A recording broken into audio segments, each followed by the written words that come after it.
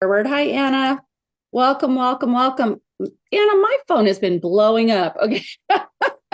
What a week. What a week. First of all, I don't want to assume that you have anything in particular to talk to us about, but I do want to pin you to the front here.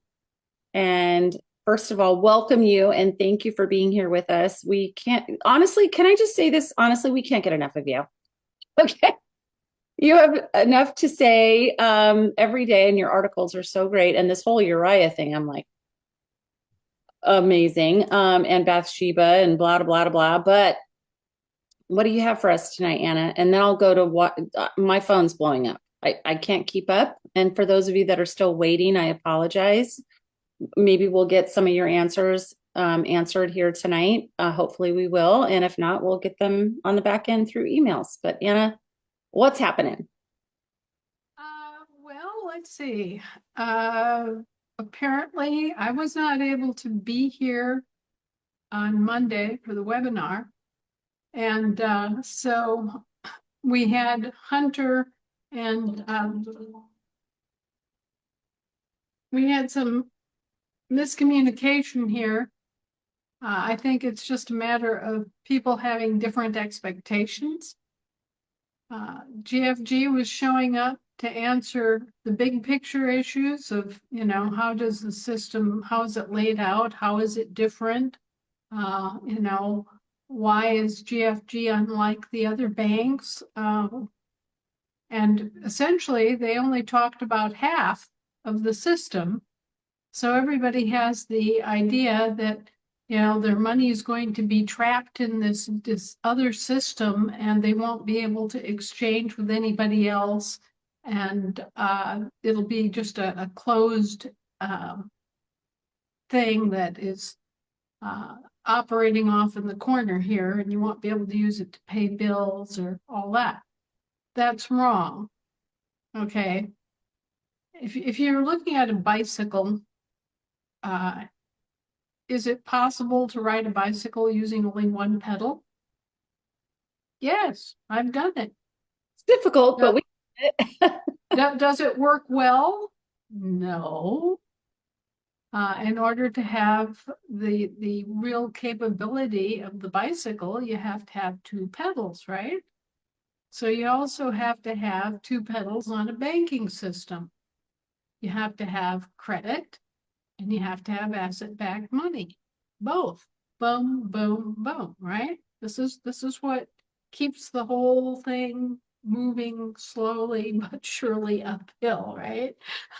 So on Monday, they gave you kind of an overview of what we call System 2. You can call that Pedal 2, okay? Um, they gave you this big good. overview of the system as a separate system, okay? It is a separate system. It's a land-based system. And all of the monetary assets, the physical assets, gold, silver, land, those things that are physical in nature go on the land side, okay? All the other stuff, the fiat currencies, the credit notes, the promissory notes, the stocks, the bonds, the debentures, all those things go on the credit side, the credit pedal. Well, you were all expecting to hear about the credit pedal because that's what you're most familiar with. You're thinking about, how am I going to pay my bills? How am I going to be able to buy, vanilla from Mexico, right? So you have two groups with two different expectations. GFG is showing up to show you the big picture and to describe why it's so important that we have the land jurisdiction step 2 or side 2, the second pedal in place now. And you're expecting all sorts of explanations about how you're going to navigate doing exchanges of different currencies that are fiat in nature that you're used to. Okay. Differing goals, differing expectations of what the conversation was going to be about.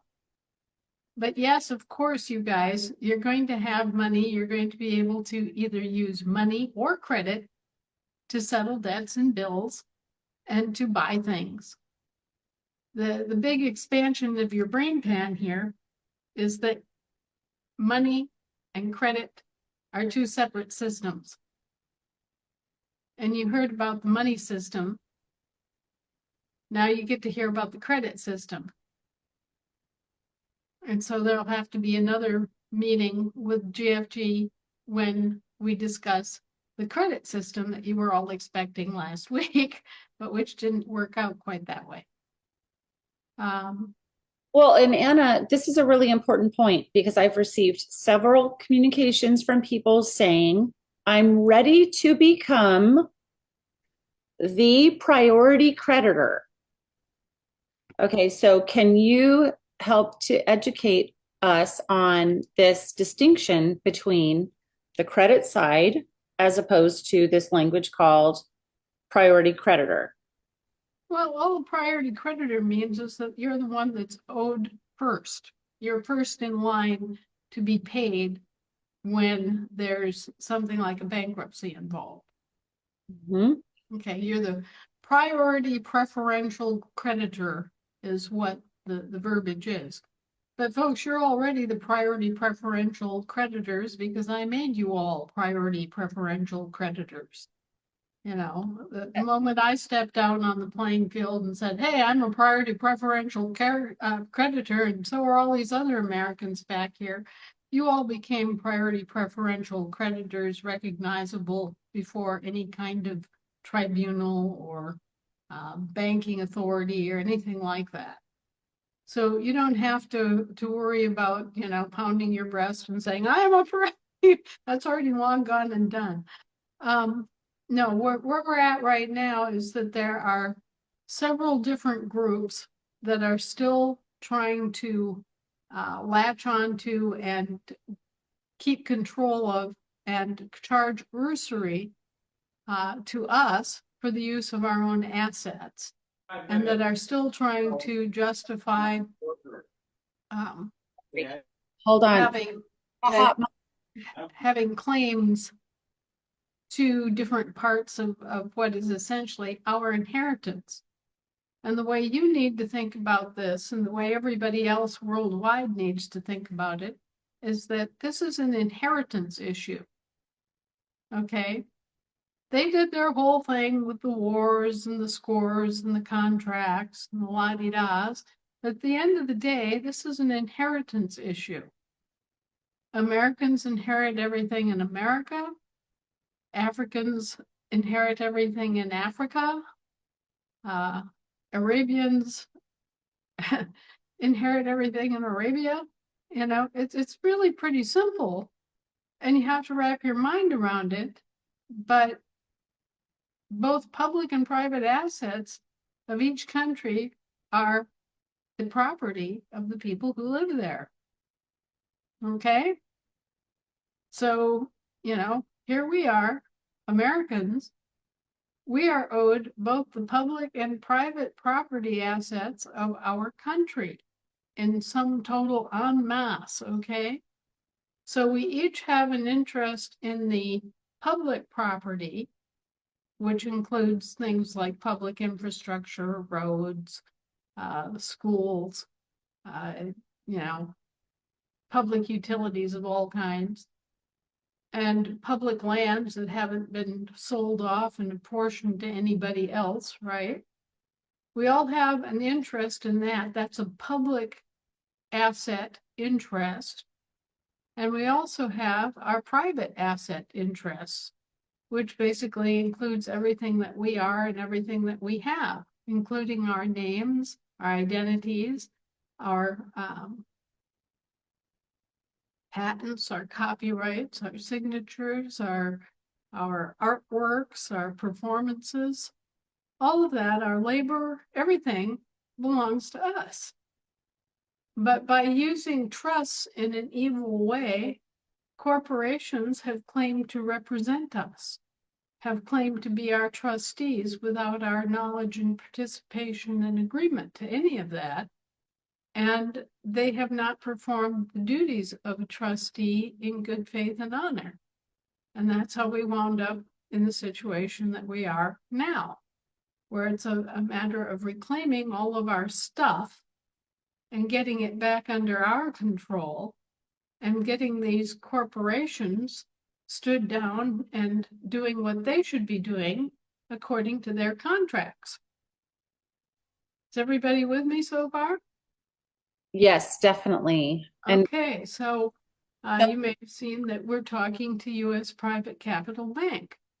Well, U.S. Private Capital Bank knows darn well that a lot of the assets that they have, in their column belong to the American people, not to them.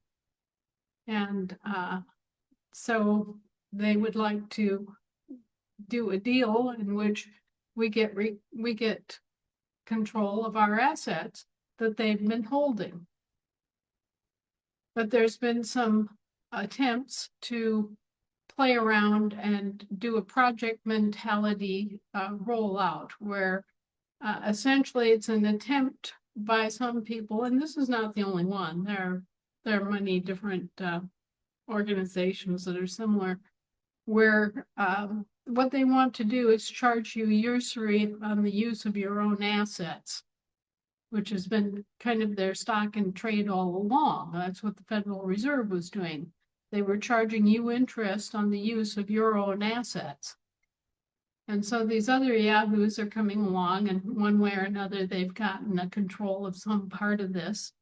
And even though they know it's not their money, and even though they know it's not their assets, they still want to charge you usury on the use of your stuff.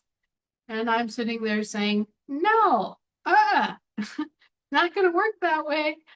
And so we've got, all these different parties out there. We've got all sorts of different trust funds and subsidiaries and banks and people, central banks that had money that was in their possession that wasn't theirs, that they have tried to commandeer and make use of.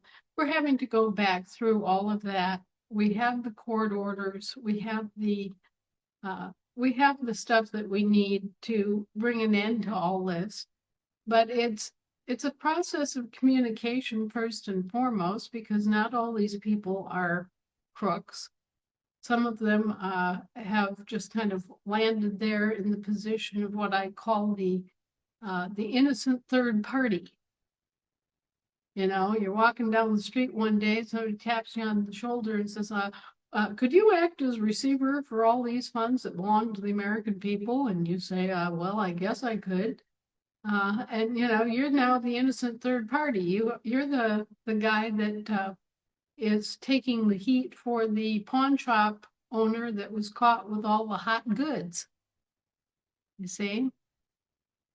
So we've got a bunch of innocent third party receivers that we have to deal with and explain to them, okay, well, this is where the money came from. This is who it originally belonged to, and therefore who it still belongs to, because guess what? Possession by pirates does not change ownership. Aha, okay, so it actually belongs to these people over here, and they have the proof. Oh, okay, well, then you have to go through the whole process of explaining this, and you have to bring enforcement against it, and you have to, make sure that everybody is cared for. Many of these innocent third-party recipients or receivers are good people. They mean well. They want to see everybody get their share of well, I just explained to you. Africans get all of Africa, and Americans get all of America, and Canadians get all of Canada, and and they're concerned that we won't divvy things up that way, that somehow or other we're going to just take in all this stuff and not distribute it out back again. And the reason that they have this fear is that they think that we're the ones that were controlling the Federal Reserve System. They think that we're the ones that set up this whole substitution and Ponzi scheme conundrum of fraud and commodity rigging when we didn't. We're the victims. We're the actual owners. And these middlemen came in and commandeered our stuff and used it in a way that was never approved by us. So, we're not here to steal from Canada. We're not here to steal from Ireland or France or Germany or anybody else or India. No, we want everybody to have their stuff back. We want our stuff back. If you've ever read my irrevocable will, I made it absolutely clear that I'm just here for my stuff. I'm not interested in stealing or controlling your stuff. I want you to step forward, claim your stuff, and take responsibility for it yourselves. And that's what our founders established. That's what we're talking about, self-governance. If you want to just pare it all down in terms of dollars and cents, you're responsible for your public and private assets. Nobody else, you. And although they have set up this system where you have a public trust to hold the public assets, right? You still have to take your responsibility and do your part in directing the use of those public assets. So just stop for a moment and think about all the public assets in America. Think about the infrastructure, the schools, the fire stations, the trooper headquarters, the courthouses, and all the public facilities. Think about the sanitation department and the public safety department and the DOT and all the roads and bridges and all the stuff that is the underlying framework for business in this country. That all belongs to you. But when have you ever taken an interest and directed the development and use of these things? Let's see all those hands there. When's the last time that you voted on extending the electrical grid? When's the last time that you received any money back from your investments in electrical power generation? No. Never. Yeah, never have. Yeah. And when have you ever gotten anything back from the use of your roads? These are investments. These are public investments. These are what are called capital asset investments. And hundreds of millions of dollars go into those kinds of capital projects and capital investments every single year in every state of the union. And yet you never see a dollar back, do you? It's your assets, right? This is what I'm telling you. You're going to have to be more responsible. You're going to have to be more aware, and you're going to have to demand your profit back. Wait, so in a real world, like a real world example, okay, so there are communities that are having parades and they're shutting down their main streets for the 250th anniversary, right, coming up.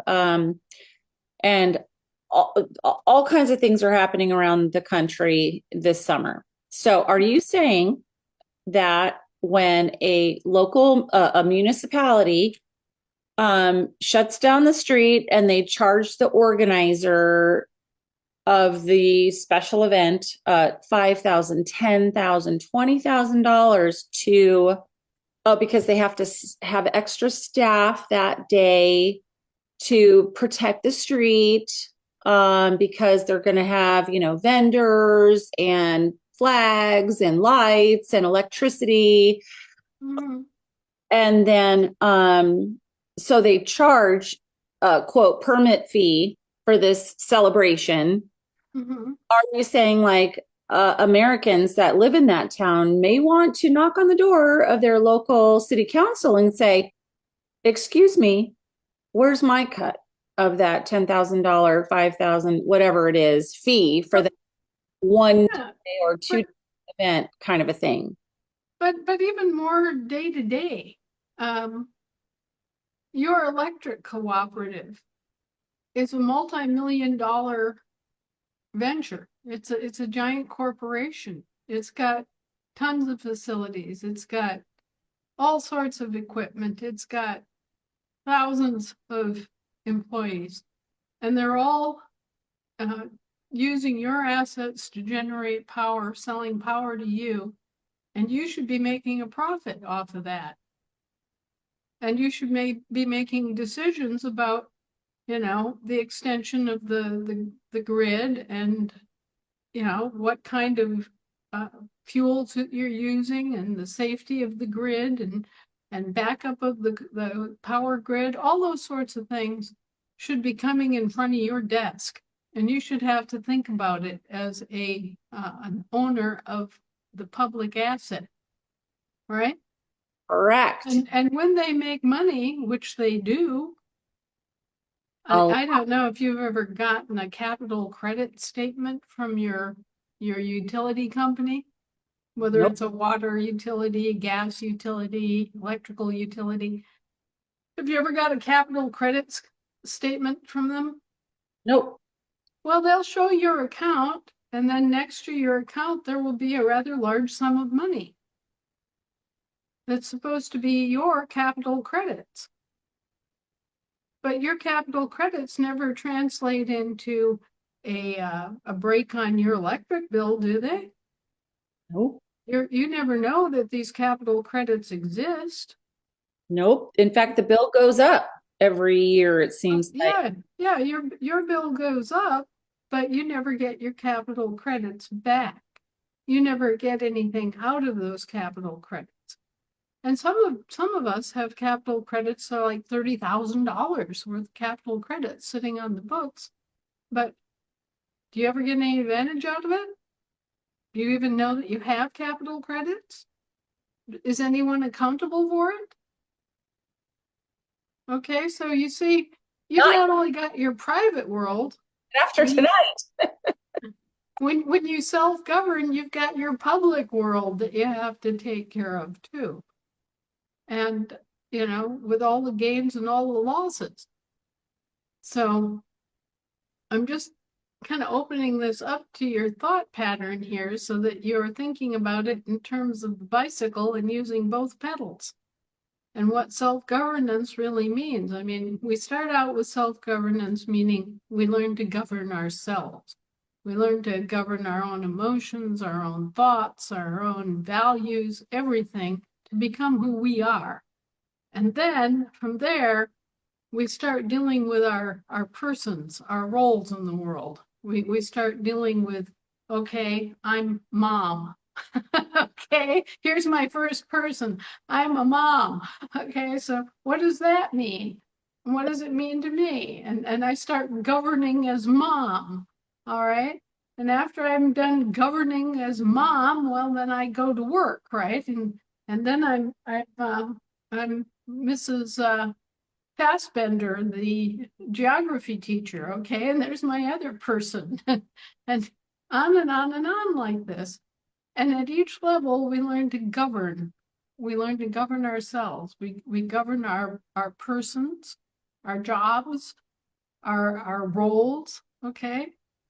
And part of our role that we've just been shuffling off to unknown trustees have been all of these public infrastructure assets that have just kind of been running on automatic, like an autopilot. Nobody but a utility commission ever knows whether it's breaking even or not. Nobody but a utility commission knows where the capital credits are. Nobody but the utility commission has a vote in how to distribute the capital credits or what the capital credits mean or what they can be used for by the members of the co-op, right? So they No, charge you for all their expenses, but they never share their profits. wait, but Anna, when you say co-op, okay, because there are a lot of municipalities out there, and then they contract with these utility companies. For example, right, in my neighborhood, it's Southern California Edison for electrical, and it's quote the gas company for gas or SoCal Gas. But some neighborhoods have like Department of Water and Power and things like this. Right. Yeah, it doesn't matter. It's always a corporation and you're always a member of it. So when you say co-op A lot of people's have co-ops too. It doesn't matter. That's another form of corporation. But you're all members because you're all what? You're all account holders. nice. This is So since you're an account holder, it's your responsibility to pay their bills, but it's not necessarily their responsibility to share the profits. Or hmm. when there are profits, to distribute the profits to you. So they only have to share their profits with their capital credits, the people that get capital credits on their accounts. Is that right? Well, everybody should be getting capital credits apportioned to their account every year that the utility shows a profit, right? But they just sort of hang there like a credit balance that never gets used. There's never a settlement of the capital credits. They never come back to you and say, "Oh, gee, George, you have $1,768 in capital credits that were undistributed profits for the year 2024. What do you want to do with your capital credits?" They don't let you lift your hand and say, "Oh, yeah, I would like to apply my capital credits from 2024 to any electrical bills in 2026."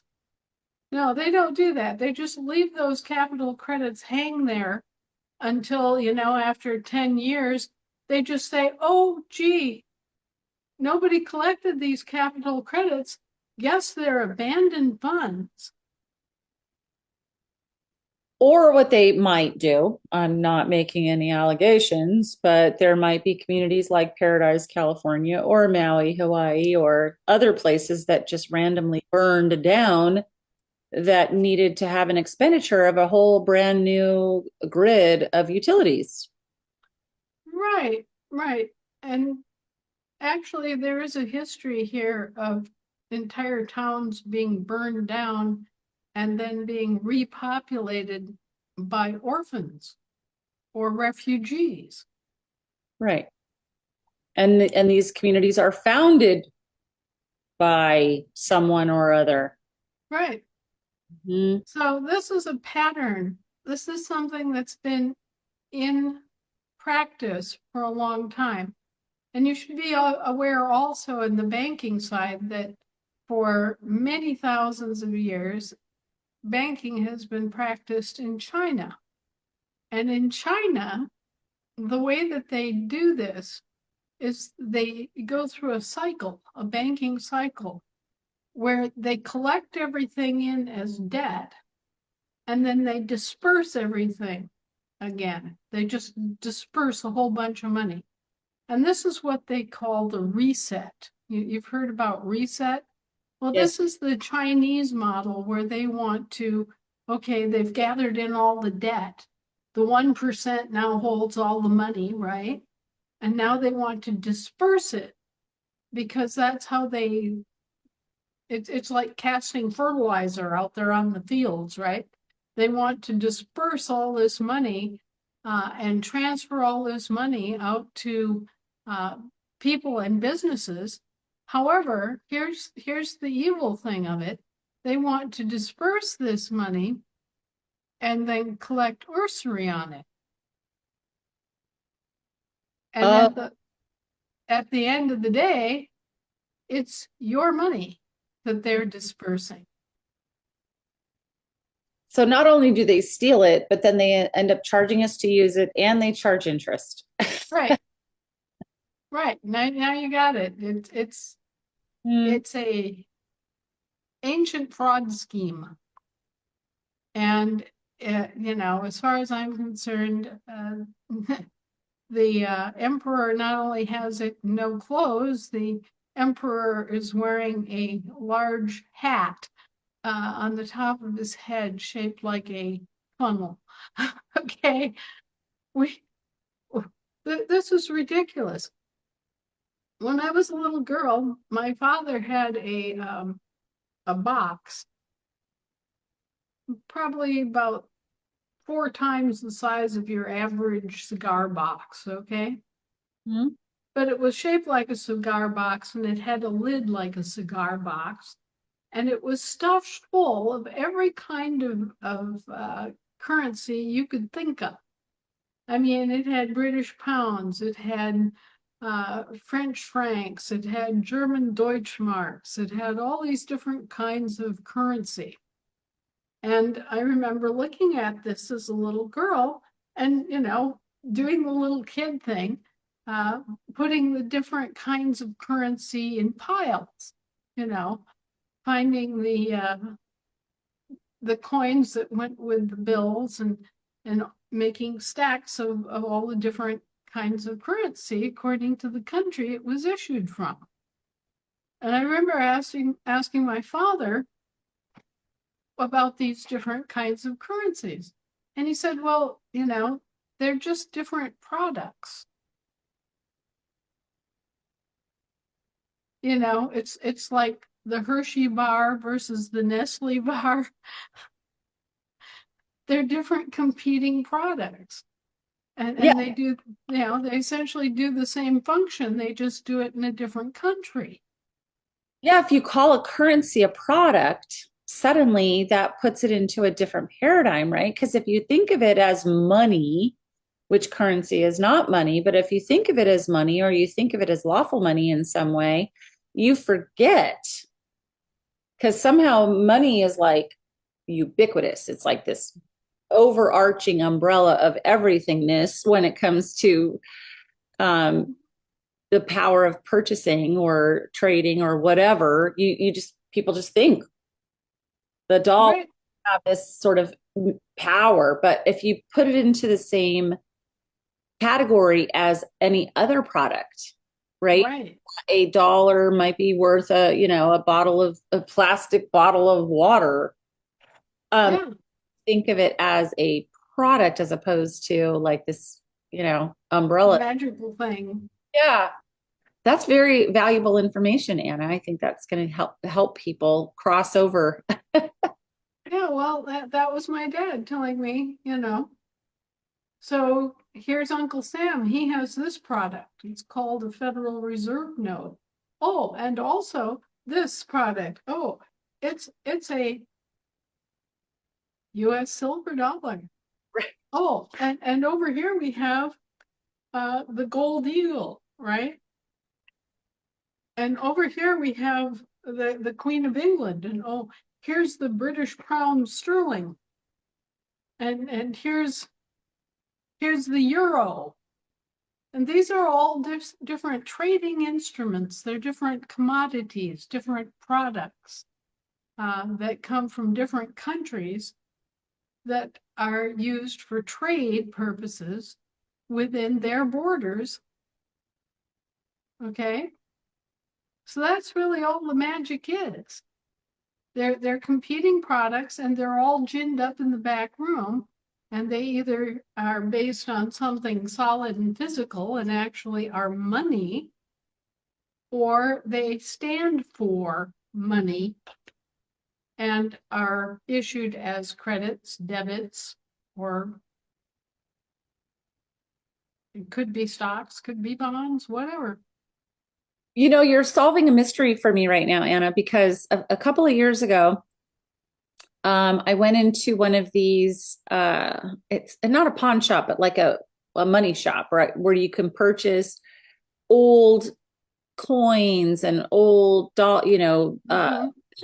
and they have like a trained, seasoned, very wise numismatist that works there, and it's super fun to go in there and just talk and gain some knowledge because they've been doing this for so long. And they could tell the difference between like a fake coin and a real coin. They could tell the difference between like, they could look at a gold coin and know pretty much the percentage of actual real gold in that coin and stuff like that. So anyway, I was waiting my turn one day because it was during that time that the bank was, our GFG was just about to launch, and we were talking about the value of those silver certificates, right? And I happen to know that at this particular shop, they had an abundance of these silver certificates that you can get for a little over $1.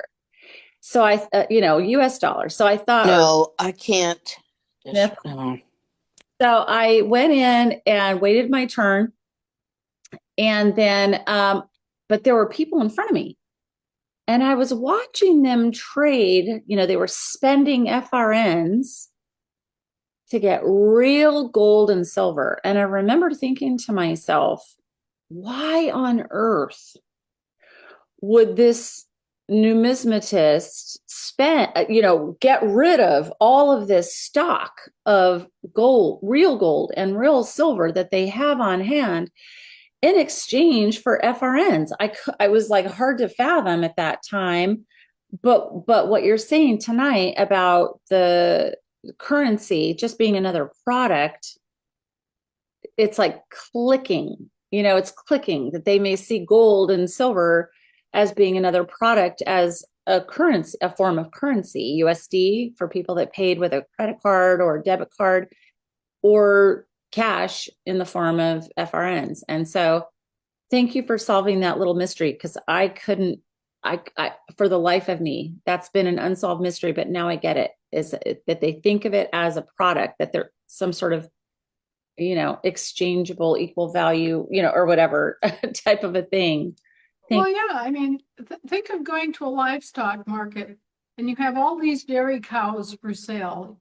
You've got Guernseys, you've got Jerseys, you've got Holsteins, you know? It's the same kind of thing. You've got a product and, you're buying that particular brand or that particular breed or that particular form, Mhm. and you're signaling your preference by buying that product. And you can also boycott it, right? You could boycott, uh, and this has happened in the past, where, for example, you had a boycott of the British pound sterling because they devalued it in the marketplace. Wow. Yeah. Yeah. And that's the, supply and demand. It's some sort of a natural law that occurs. Yeah. Yeah, well, and now, just to me, myself, it always made more sense that something which had value as a commodity, like silver, right? Mhm. It has value as a commodity because why? It's used industrially. Mhm. It's a necessary component for a lot of different technological applications. And so, not only does it have a unique physical nature, but it has uses that make it valuable. And therefore, it always makes more sense to me to buy silver or gold or something that is like that, that has value because it has uses, than it does to use substitutes like Federal Reserve notes that stand for value, right? Because actually, what you have when you're holding a paper asset is paper. And Right. And we all know that paper just does not hold a lot of value in and of itself. So uh, it just always strikes me as making at least a little more sense to deal with actual gold and silver than to deal in terms of paper that represents gold or silver. But there is a problem in that there is a limit. There's always an actual physical limit to how much gold or silver is available in the world market at any given time, which means it's inelastic. You know, there's just so much of it, and you can't expand on that amount until you actually go out and mine more, or more of it comes into the market that's been withheld, rat-holed away in somebody's basement, right? Because, you know, there's just so much of it. So when you're dealing with gold and silver, you're dealing with an inelastic currency. And if you need, for some reason, to grossly expand an economy in order to do something, like rebuilding the world after World War II, then you need an elastic currency. You need a currency that can be expanded almost at will and to whatever extent you need, so that you can afford to keep the hamster wheel turning and actually get the work done. So that's basically what they did. They adopted an elastic currency system to be able to eat this gigantic need, okay? So they expanded the debt in order to be able to rebuild after the Second World War.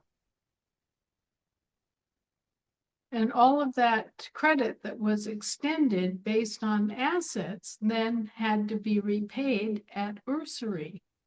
Man, what a sham, Anna. Yeah, I know. It's just gigantic. It's huge.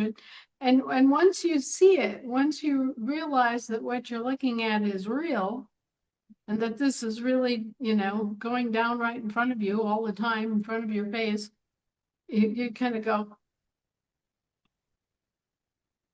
well, why didn't I ever see that before, right? It's like, boy, I've really been a chump. I haven't even thought about money. I haven't, you know, I haven't realized that I was being duped. I haven't realized that I've been paying Omar the idol maker to, you know, go in the back room and come up with a nice little symbol for me to trade, and that I'm paying him the full face value of it plus usury.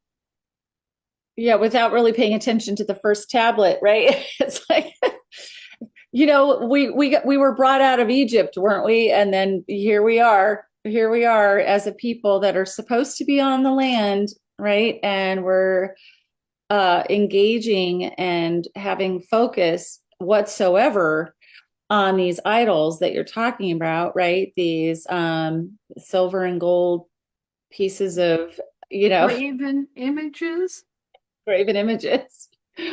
Ah! you know, you shall have no graven images. Yeah, I know. Sometimes people think that is like, oh, you mean, are you telling me that because I have a tattoo, I'm going to hell? I'm like, oh man, really? Is that where we're starting? No, but no, literally, the Bible does talk about this. I know, yeah. And it forbids us to use graven images. Well, what is a graven image? It's something that is engraved, right? And it's an image of something in the external real world, Yep. right? We're not supposed to have any graven images of any animals or people or, you know, all the things that it outlines in the first, gosh, was it Deuteronomy or Leviticus? I forget, but it's early. Right. Yeah. And this is what they're talking about. They're talking about money. They're Mhm. talking about idolatry. They're talking about symbolism and the use of icons to Yep. stand for actual things, but not being actual things. Right. So Yep. this is a mental problem that we have, that we don't even talk about or think about. We are just indoctrinated into the money system from the time we're small, and we don't think about it. Mhm. But we should think about it because they are using the money system to enslave us and terrorize us and coerce us and are treating us like lab rats that are trained to, push the little lever and get a grain of corn, push the little lever and get a grain of corn, go to your job at 7 o'clock in the morning and push the lever and you'll get a little grain of corn. And it doesn't even cost them anything. It doesn't cost the corn manufacturers hardly anything in exchange for what you then have to give back to them for doing what? Creating a product. You see, it's just a shameless scam and has been always. And it should have been outlawed a long time ago. But the problem is, what do you replace it with? What's better? Well, we used to have national currencies, and the theory was that the whole nation would benefit to the extent that their currency was valuable. Okay. So among all of the different things that we've tried in the past to get a handle on the scam, we tried national currencies. Well, that didn't work because national currencies were inelastic. And after the Second World War, the need for new investment was such that they had to go to an inelastic currency in order to meet the need. And here we are. Still struggling over the same concepts, still struggling over the same needs. And so, strange as this may sound to you, the whole concept of issuing prepaid credit that's owed to us to pay off their national debts was unheard of. The bankers were just astonished. It was like, you could do that? Well, how else are you going to do it? How else are you going to credit both sides of the ledger? If you don't have a credit, but all you have is debt, you don't have a ledger, you've got a Ponzi scheme. So we had to develop and create the prepaid credit in order to do the accounting. Otherwise, there was just nothing but debt, and more debt, nothing counterbalancing it on the books. And you can see for yourself how ridiculous that is, because that presumes that everybody is just endlessly giving out of their own free will, volunteering to gift all this, goods and services eternally for in exchange for an IOU that isn't even a negotiable instrument. Well, the ridiculousness of it here's if I could summarize, because of conversations and trying to help people comprehend that we're doing this restoration project and we've got to focus locally and we've got to stand up our assemblies, because without it, we don't have the standing that we need to enforce our laws. But even more than that, Anna, because all of these, we'll call them incorporated entities, right? That provide the utilities that we were talking about, grocery stores, fuel at the gas pump, really everything. Okay. Where people are really struggling, I've had more people reach out to me this week saying they're running out of a way to afford their own lives, and they're getting frustrated with the assembling process because not everybody is all in, right? Not everyone is committed to the long haul and getting this done. And or if they are committed, they can't afford to stay committed because they've got this these obligations on paper to meet, to make sure that they could flip their lights on and have the water still running and have, fuel in the gas tank in their vehicles, et cetera, their cars. So this is where the rubber is meeting the road, Anna, because there's a lot of new people coming in. I've had way too many people reach out to me regarding setting up quote their trust, and they want to be the first party creditor. They think that they're going to be somehow this new sovereign citizen situation. It's like there's an influx of people that are coming in on many, many states that are not fully stood, like Ohio and Tennessee, et cetera. But where we're having like a fork in the road that's happening right now is that there are many people that are like, that's it, I'm standing, I'm not going to budge. And they're getting kicked out of their homes. They're getting locked out. They're getting arrested. They're getting foreclosures and all of these things. And so while we're in this, like transition, while we're right here in the fork in the road,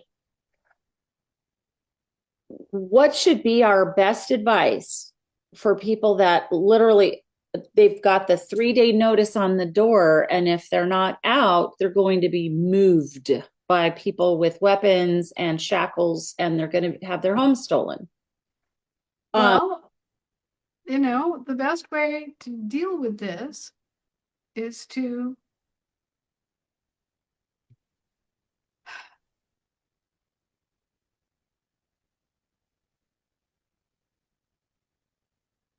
we're going to have kind of a national level addressing of this coming week. Mm-hmm. The corporations have been acting in a lawless fashion for a long time. Yeah. And they've been getting away with it. And they even think they're right. They think they have a right to do this based on the fact that they provided us with services. What they don't see is that their services were already paid for. Okay? We don't owe them a damn thing. No. We are tax pursuits exempt from levy and always have been. And the rest of it is just nothing but fraud and game playing by corporations that were entrusted to act according to their contracts and didn't. Okay, so the pedal to the metal is coming within the next 7 days. The initial takedown of the municipal corporation has already happened. And one of the things I wanted to bring forward to people is that, in a sense, it's already all over. It's already gone. It's already done. Mm. And we're just in the final throes of cleaning up the mess. So I know that there are ugly situations out there, and we try to keep the peace and keep moving and keep pushing in the direction of restitution. Now, we still have some, I guess you could call them educational work to do. We have educated the bankers, and now we have to educate the third-party receivers. But it's the same facts, and it's going to go the same way. And the way is for each one of us to realize that we own this country. Okay? Individually and collectively, we own this country. It's ours, nobody else's. And so as I say, America belongs to Americans, Africa belongs to Africans. And There's no doubt about this. There's no way to argue about it. And there's no way to cheat or gainsay.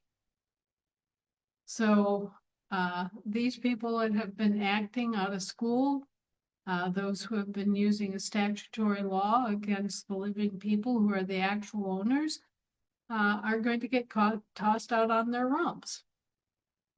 I mean, they're simply going to have a pink slip, and that will be that. They will no longer have a job.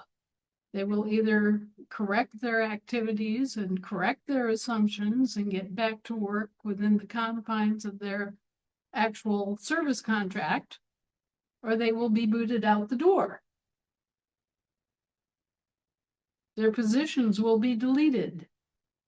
Their paychecks will stop. And then what? That is what needs to happen, because there are people in many various positions within government, within non-governmental organizations, within subcontractors, and then subcontractors of subcontractors of subcontractors, and all the way down the line. And they get up every morning and they do all the same things that we do: brush their teeth, have a little breakfast and coffee, whatever. And then they go about their day doing this policy enforcing, Right. not knowing that what they're doing is offending the actual living men and living women of their respective locations, their nations, okay, their nation and their nation states, right? So this is really a broader message too for policy enforcers at every level. Okay, there's like turtles all the way down that are just doing their job, and they're like, they have tunnel vision, they're staying in their lane, and then some other department is going to be responsible for shackling some other part of these people's life, the lives of innocent men and women who are just going along to get along. Yeah.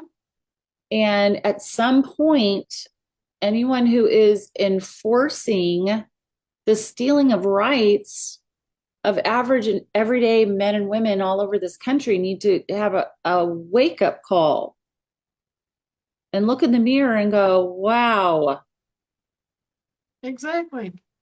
what on earth? What I on earth know. is going on, right? And it's challenging because there are many people with professional licenses. I think I remember at some point I shared with you, right, when I had horrible water damage loss, right, in my life. It was outrageous. And if it wasn't for the insurance, I would have lost my home. So there's like this weird paradigm of like, oh my gosh, what do you do? Because I was grateful for insurance at that moment, but there are some forms of insurance where they're mandatory and they create a slavery, debt system and whatever, that it ends up not being a good thing. Yeah, well, so remember, insurance is for corporations. Indemnity is for living people. Right. So we have indemnity. They have insurance. Yes. And, these are fine points that you only learn after you have scrubbed your nose numerous times. But anyway, I think we ought to get to some questions. I can see the hands are proliferating here. Yes, they are. We have 10 hands up. And I think last week when we did that 5-minute thing, I think it worked out really well. And so before we get to it, I just want to make sure that everyone's on the same page, that if you've got your hand up and you see this little emoji, okay, can everybody see that running across the screen? If you see that emoji, that is that the 5-minute timer went off. And so we're going to try to make sure that everybody who has their hand up has an opportunity to ask their question.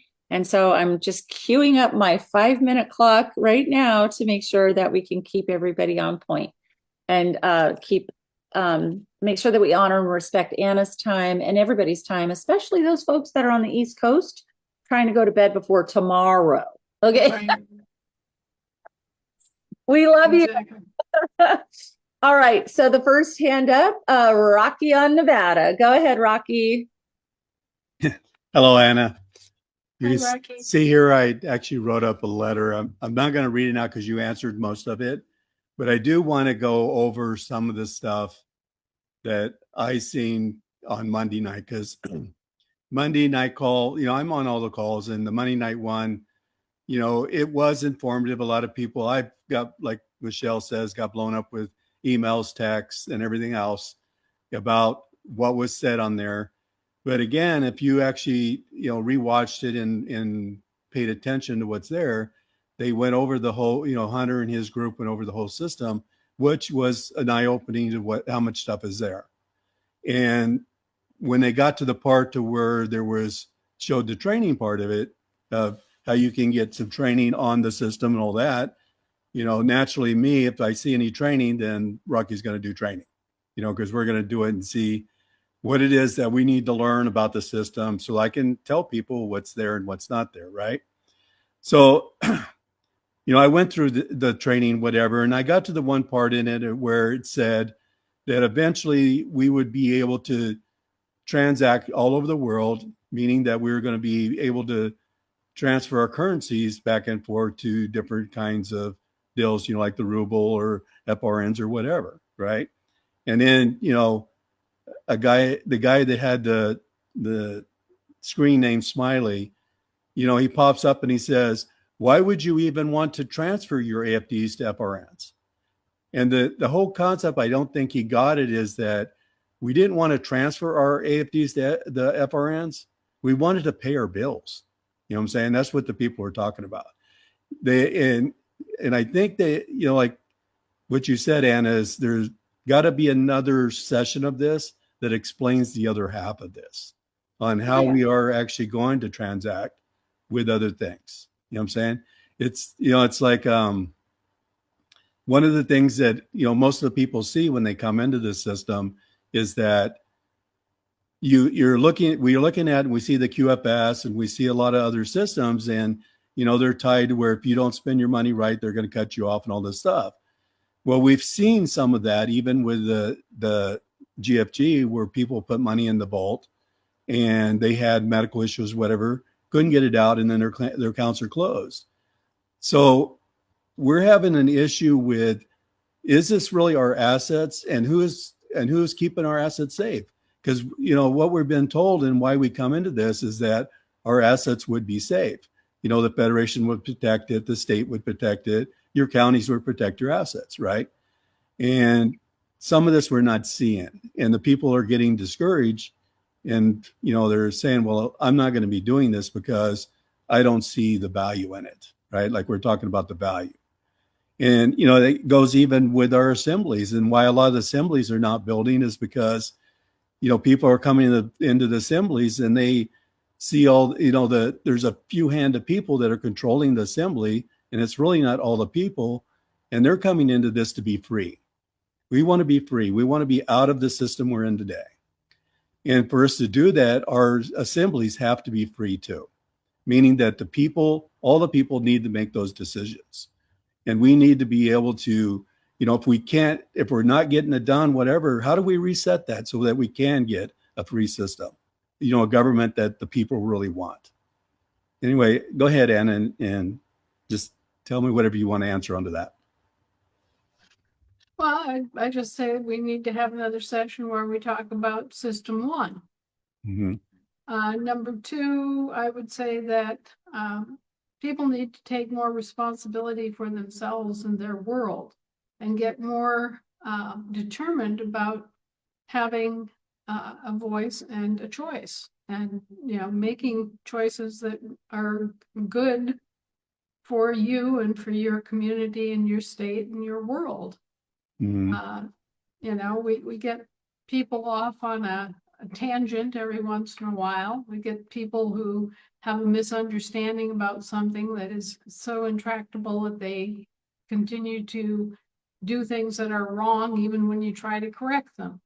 Mm-hmm. So all sorts of different things go on, but at the end of the day, it's up to us.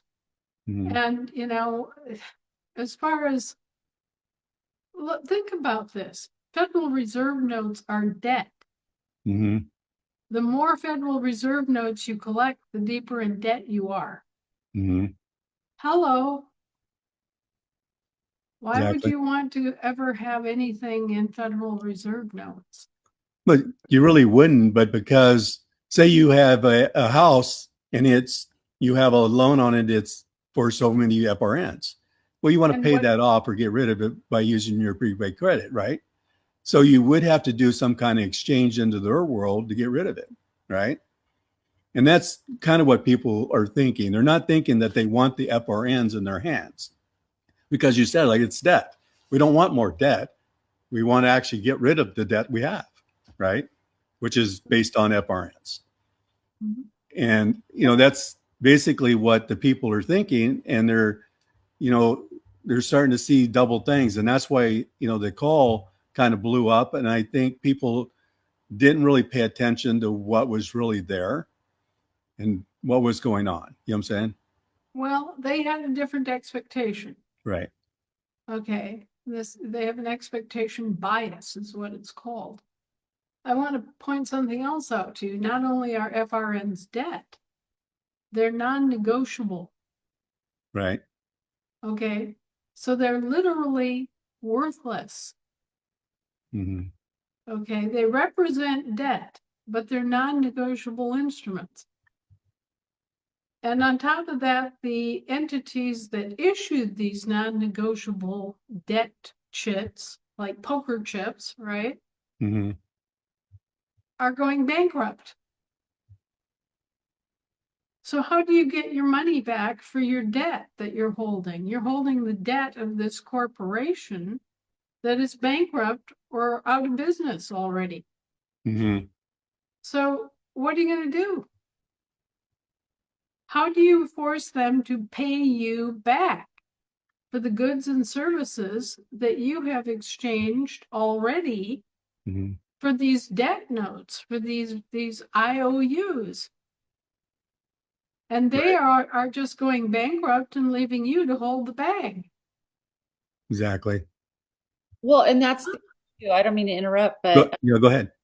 but because that's the only money, the only exchange that they will accept as a cancellation of the quote debt, it's the only thing that they will accept. And so perhaps what we need to do is formulate the appropriate materials that would have them recognize that the AFD is a valid form of exchange, if that's the right terminology, No. cancel out that debt. I'm not exactly sure how to word it, but they're not accepting the AFD. And what's this called? This is called a currency monopoly. Yes, a And monopoly. the currency monopoly is what? Oh, it's illegal. Yeah. Oh, and guess what? It's obstruction of trade. Mm. Oh, my. Mhm. Hello. Here we are. You've been given this currency by a corporation that has no right to issue currency for you. And now you're being charged for the debt as well as all of the goods and services that you exchanged for this bogus piece of shit, quote unquote, currency, right? Exactly. Yeah, it's just as a coordinator, we get all kinds of questions. We try to field them and answer them the best we can. Well, And, it's you're our best, person. I have plenty of those okay. because that is the I currency. want to bring us back around to it's better to be holding this than to be holding a piece of paper Exactly. at the end of the day. Okay. So what you're being, when you're trading FRNs for AFDs, you're trading pieces of paper for a share of gold bullion. Right. So are you better or worse off having traded for some gold bullion? Mhm. Well, part of it is the method of enforcement that we now have at hand, where we can enforce our prepaid credit. Mhm. Right. And that is really where it's at, is enforcing the prepaid credit against the Federal Reserve notes. Because remember, debt and credit are part of one system, Right. and gold and silver and physical assets are part of a separate second system. Okay. Okay, so you're not really exchanging AFD for Federal Reserve notes. What's happening is that the Federal Reserve notes are coming in and they are being tallied and removed from the system. Okay. And you are being given AFD Mhm. in the physical system in exchange, and you're being given AFD in the physical system at a rate that makes up your losses since 1913. Right. Now, is this a completely workable system at this point? No, because you can't take a silver dollar and go down to the grocery store and exchange it anywhere in this country, except in Texas. Exactly. So God bless Texas. Definitely. Anyway, my 5 minutes went up, whatever, and I appreciate it. Thank you for your answer. And if you can do some articles or something on this, would be great too. Okay. Thank you very much. Thank you, Rocky, and thank you, Anna. Yeah, I think that obstruction of trade conversation is a much bigger thing. Instructions on who to hold accountable, like who to inform, how to hold them accountable for this unlawful and illegal act would be very helpful. All right. Yeah, well, it is illegal. It's illegal internationally and nationally, and they've been getting away with it because nobody's been objecting. Well, so time to object. Time to start objecting and to the right persons. Right. Now, Mr. Trump is doing his typical thing in his little world and his British territorial corporate presidency. And you can see how he's working his part of the bailiwick, right?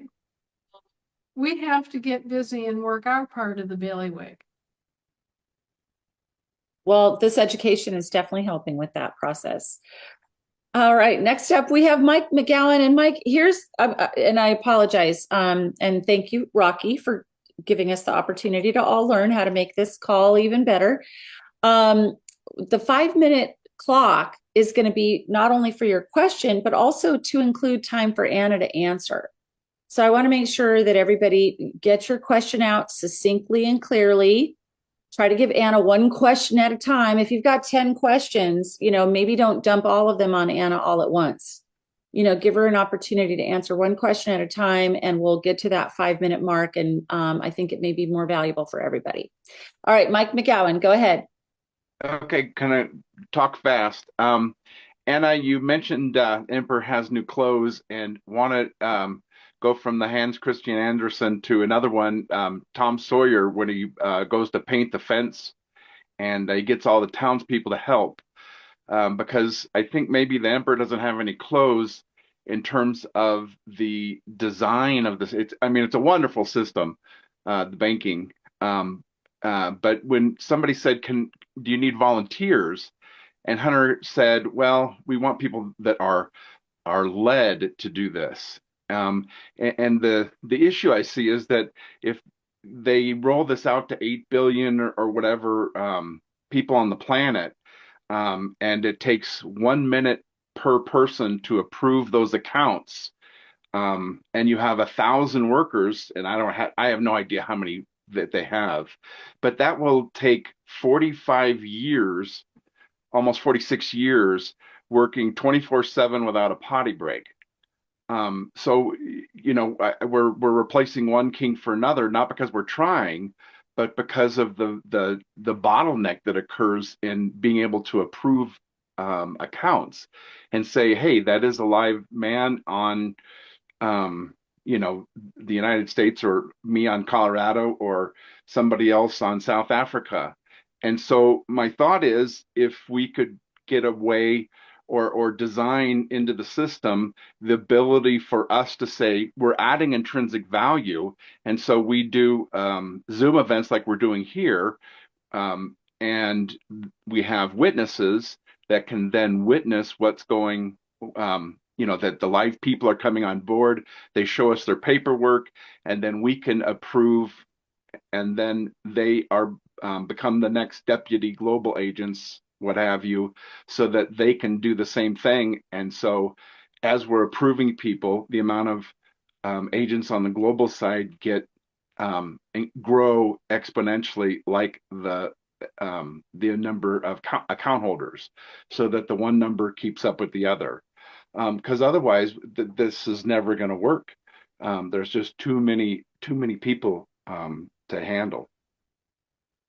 Well, bear in mind that the powers of the government and all the records that already exist will be just straight lined into the system.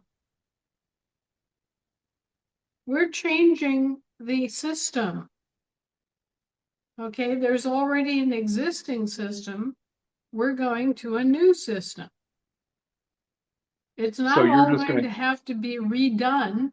All that's going to really have to happen is that people are going to have to make an individual choice.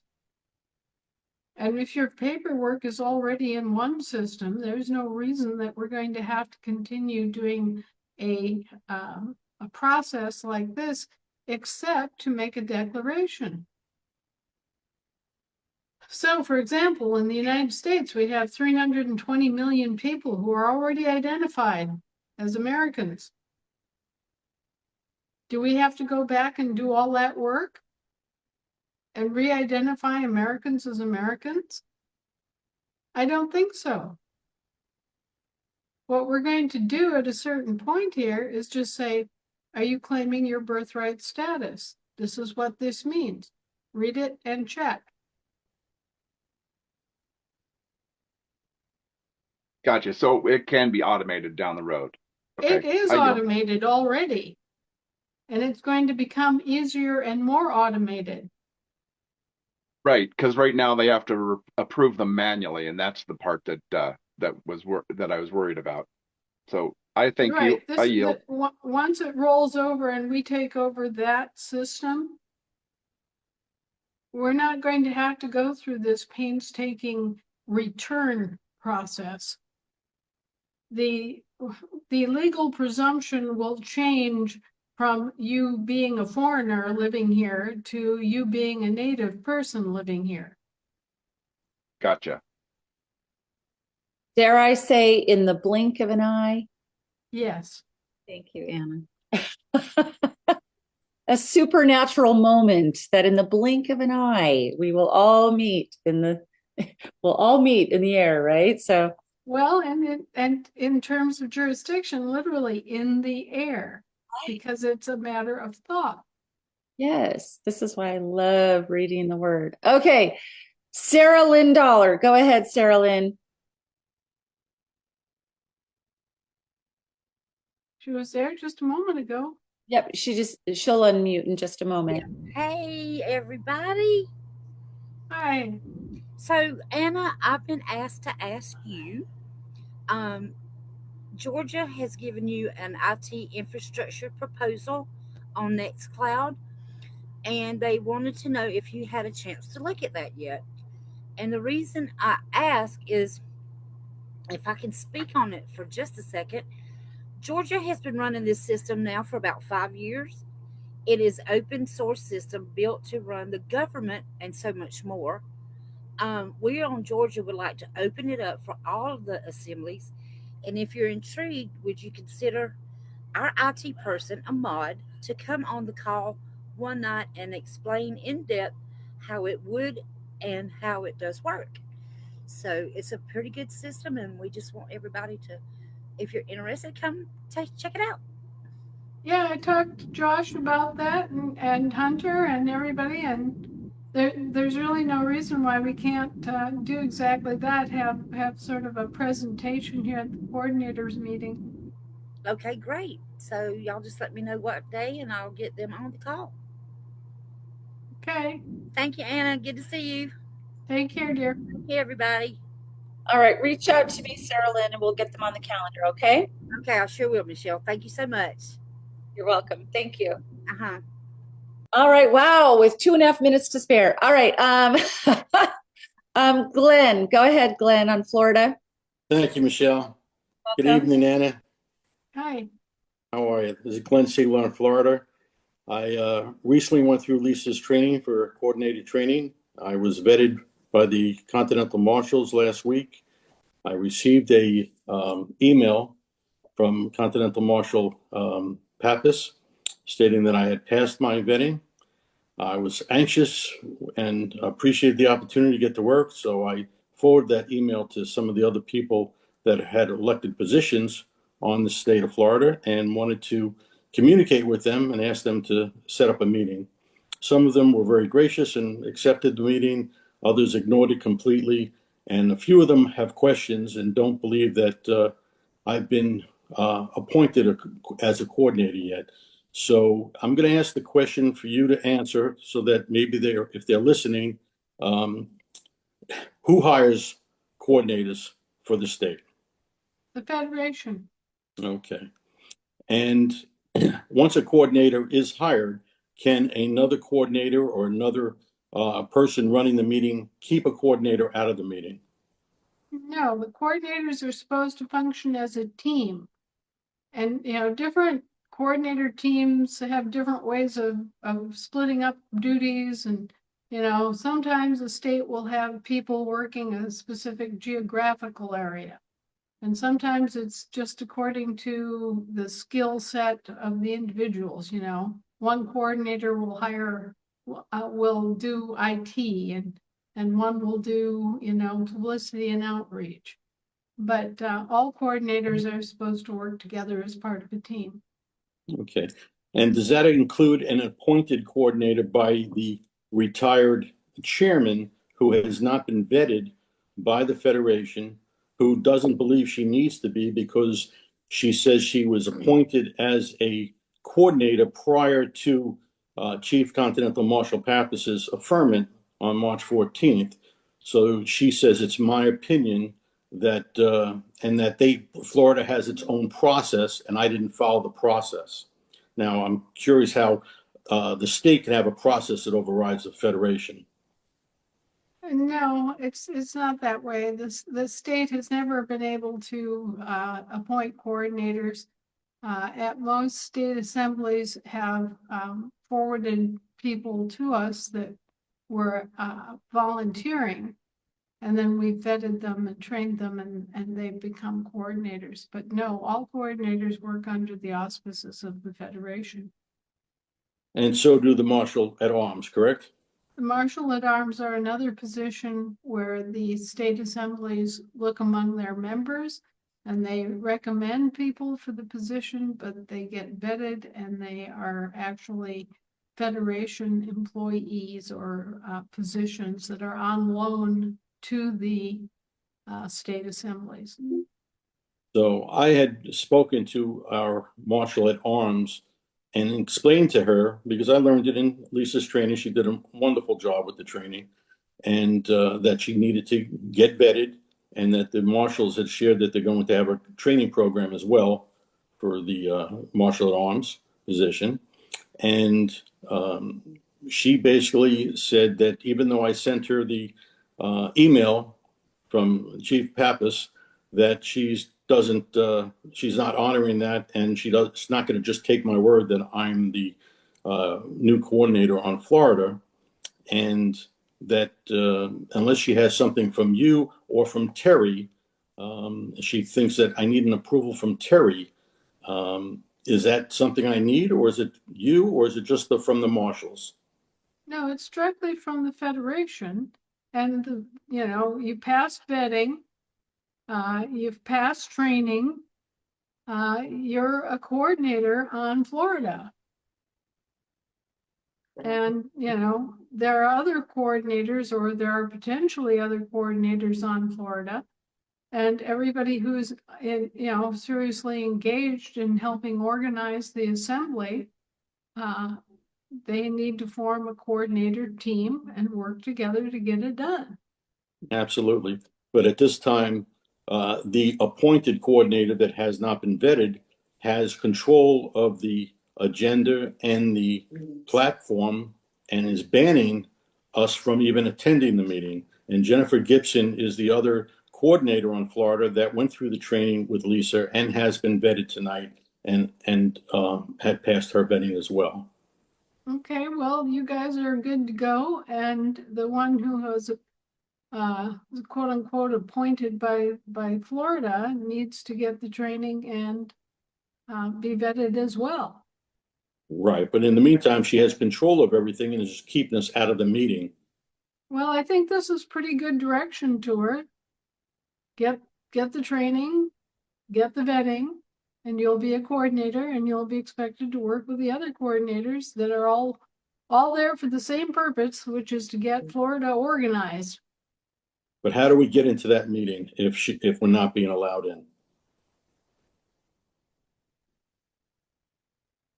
Am I not speaking clearly and I'm succinctly? hearing you, but I don't believe they are because they're not allowing us. We had a meeting tonight and we were banned from the meeting. And we've sent out our notice that we, Well, I think you need to send them a clip of tonight's meeting. well, that's why I'm asking the questions. Okay. All right. Do I need to get something in writing from you or just send them the clip? I would just send them the clip. Okay. There's nothing, the problems about moving forward on Florida because of the elections, the coordinator position does not need an election. It is not an elected position. And there's nothing standing in the way of progress on that. Okay. And is there anything I need from Terry at this time? Because the No. treasurer is telling me that I need to be approved by Terry. No, you just let Terry know that, okay, I've volunteered, I've taken the training, I've been vetted, and please add my, information as a coordinator for Florida. Okay. I thank you. I yield. Thank you. Great. Thank you, Glenn. All right. Next up, we have Brad on Virginia. Go ahead, Brad. Hey, Michelle, how are you? Hey, how are you? Good. Anna, good to see you tonight. You look a little more rested. That's good to Finally. see. Yeah, yes, ma'am. Yes, ma'am. I've been going Quick through question. hell. I can only imagine. Question for you. How can the so-called bankrupt de facto service contractor roll their money into a new entity instead of paying off their creditors it owes like any other business that, goes bankrupt? Oh, the magic of government encumbrances. Yeah, they encumber funds. They also have what they call unfunded obligations, which is another tricky little thing that everybody else has to do without. Basically, they've shuffled off everything and have compartmentalized everything to such an extent that they can't go bankrupt as a whole. Mm-hmm. So they go bankrupt in part. Mm. Okay. That figures. Yeah, it's just, where do I even begin? I guess the place to direct your attention is the CAFRA system, the Comprehensive Annual Financial Reports, CAFRA, C-A-F-R. Okay. This is where each state has huge amounts of money. In fact, it's gotten so huge that they can't even put it in one comprehensive report anymore. When you go through these annual financial reports for each state, you will find that there are throughout the report references to other annual financial reports. which are not included, even though in theory, if it's comprehensive, it should be. It should be. Okay, so for example, say that you were looking up the CAFR report for Virginia.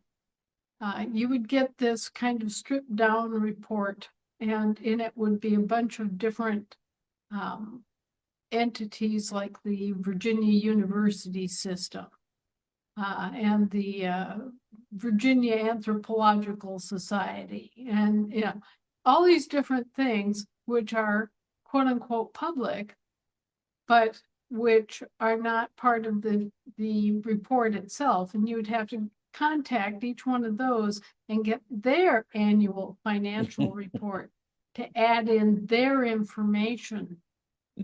And oftentimes it's billions and billions of dollars that's only Right. accounted for in these separate annual financial reports.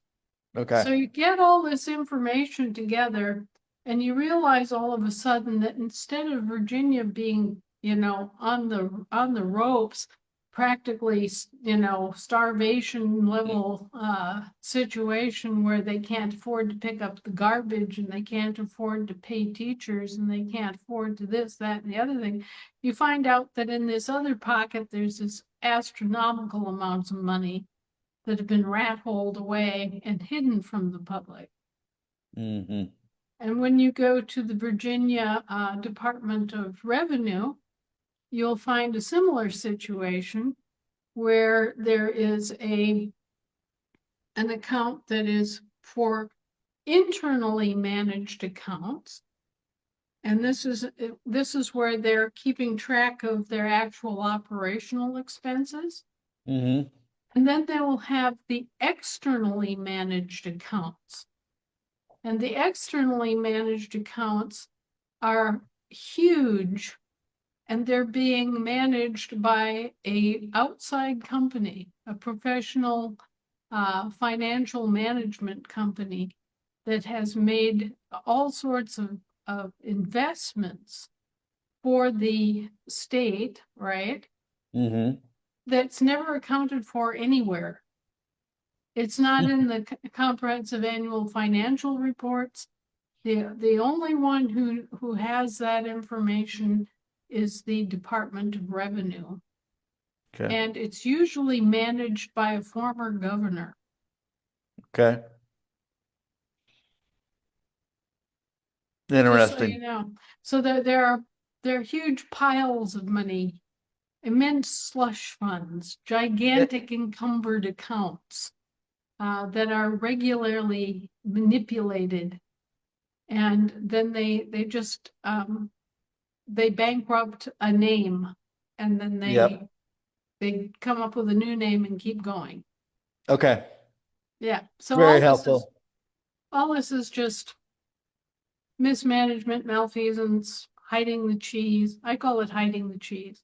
Yeah, that's exactly right. Thank you, Anna. I appreciate it. I yield. Take care. Awesome. Thank you so, so much. John Russell, you're up. Go ahead, John. All righty. Good evening. Thank you, Michelle. Good evening, Anna. Good evening, John. I wanted to apologize for the stuff they put you through the other day. There was no need of that. But anyways, I have a question here. Discourses Concerning Government by Algernon Sidney. Are you familiar with him? I am. 1700s. I watched a video the other day with some of his writings in it, and I was just wondering if you knew about him. Yeah, well, the 1700s were a critical period in human history where the British government and its legal system were being suborned by commercial interests. And at the same time, there were people that were trying to bring forward models of government that would keep us on the straight and narrow. And so, this is where you see the great thinkers, John Locke, Edmund Burke, Mr. Sidney here, wonderful insight into natural law, how government is supposed to work, all sorts of wonderful stuff came out in the 1700s. Unfortunately, the individuals died, and the commercial corporations continued to live. And that is one problem that we have in terms of keeping control of corporations, is that we have a time date stamp and they don't. That came from Calhoun School of Law on YouTube. Uh-huh. And I ordered the book from that Sydney has, and I'm going to gift that to you when I get it. Okay. I'm going to mail that to you so you can put it with your collection. You betcha. And there's a lot of other stuff that the young man on the YouTube that is the lawyer at Calhoun Law School. And there's a lot more than just that there. There's quite a few different people he's studying and putting on YouTube. Great. So there's a Great. lot of information there that we can use.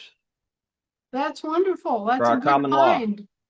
I was excited, Yay. very excited on that.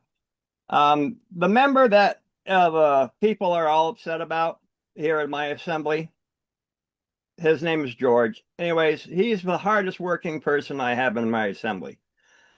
If I need something done, he's the one I go to because it gets done and done right.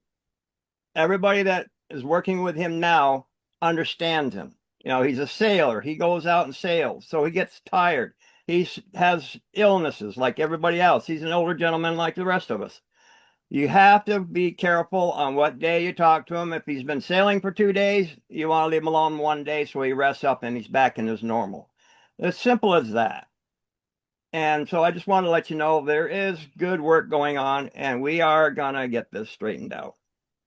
So I have confidence that you will. And yes, I know that about George. I know that he means well. I know his heart is in the right place. very good. Thank you. And the other coordinator, Kevin, he's on the call here tonight. So he's going to be, he went through vetting this week from our assembly. So things are moving along. Just Yay! That's what we want to hear. So I thank you, and I hope I'm on time. You are. Sorry, Good. you still have a minute Good for. night, everybody. Thank you. Good I night. yield. Thank you, John Russell. All right, now we have Gwen up on Canada. Go ahead, Gwen. Thanks, Michelle. Hi, Anna. Hi, I have a Gwen. really quick question for you. We've Okay. been trying to do our homework on Terra Canada, and we need to have our marshal and our treasurer vetted. And I've reached out to Paul, and he said that he's doing the states, but is unsure as to if he can do Canada. He said if you give permission, he'll go ahead, but he was not wanting to step on any toes or do something incorrectly. So that's my question. I yield. Well, what we would prefer to do, Gwen, is to teach you guys how to do your own vetting. Okay. And, you know, we've got a instructional video that Shannon is trying to dig out to share so that you can see the vetting process. Okay. And then each country has its own criminal records repositories and those sorts of things. So, you know, if you can't find your own criminal records repository, we could put a little extra help into helping you find it.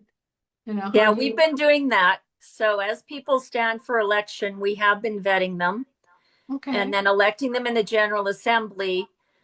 We have a 90-day provision so that they're on sort of probation to allow if the Federation does have to vet them further. And some of these people have already stood for the last year or more in these positions, but we want to correct the record or do what we need to do to your standards. Well, it's ultimately going to be the responsibility of your federation of states until such time as you come over the line and decide to join us and become part of our system. And that's on its way to you. So look in the mail. I yield. Okay, dear. Thank you, Gwen.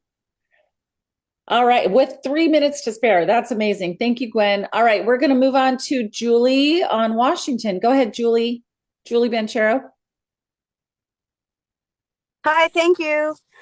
Anna, my question has to do with status correction and the specific status correction process for military or retired military. We are wanting to know some direction about men and women who have former service that have status corrected and done their DD, what is it, 2168, I think is the form. Whether or not it is necessary for them to also have their letter of their revocation of service coming back to the land actually available should they want to hold a position, an official position in their assembly as an American state citizen.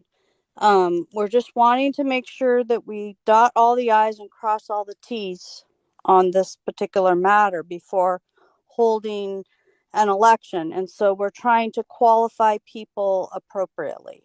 And I'll yield and let you answer my question. Thank you. Okay. The danger doesn't come from us. It comes from the de facto corporate entities. If you don't send a letter to your branch of service commander and have proof that you sent it, then they can continue to assume that you are in their jurisdiction, and they can continue to impose upon you and presume upon you to the effect that you are one of their reservists, that you have entered civilian military status, is what they call it. You know, another oxymoron.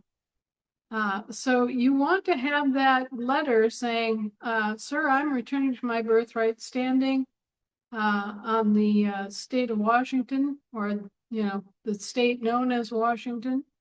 And, you know, just have that very short little brief letter, and you can send it express mail, you know, just priority express.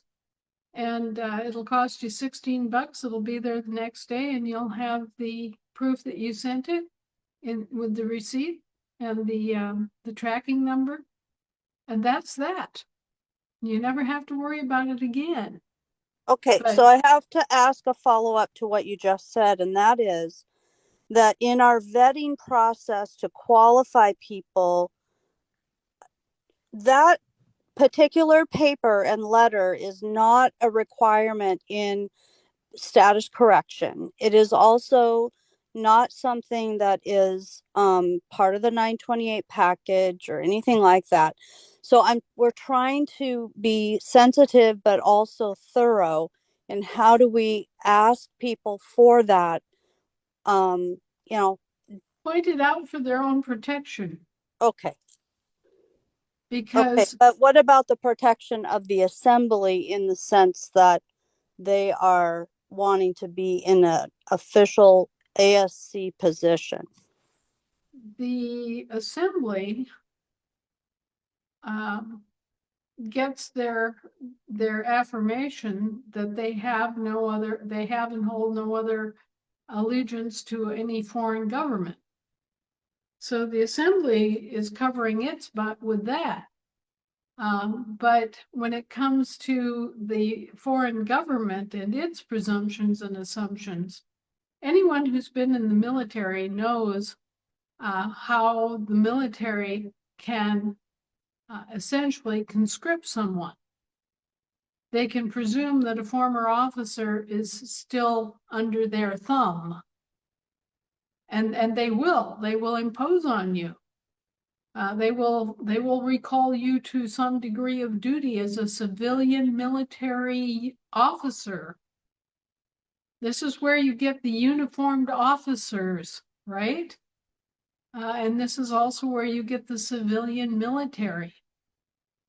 They will presume upon you and say, oh, I see you were a bosun second class in the Navy. Well, sir, You are Mr. What was your name? Parleter? Okay, well, we need you to do this and so and the other thing, and yeah, you're going to do that. Because you see, you're still within their jurisdiction. And if you're in their jurisdiction, you have to take their orders. You have to follow their law. You have to, render yourself as property belonging to the British Crown. So if you want to protect yourself, you send that letter. And the assembly is protected by everybody who is operating as an ASC, making an affirmation that they have no other allegiances to any other government.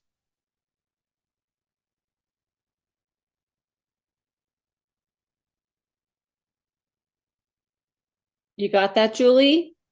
Yes, thank you very much. Awesome. Thank you. Great question. Gerda, go ahead, Gerda.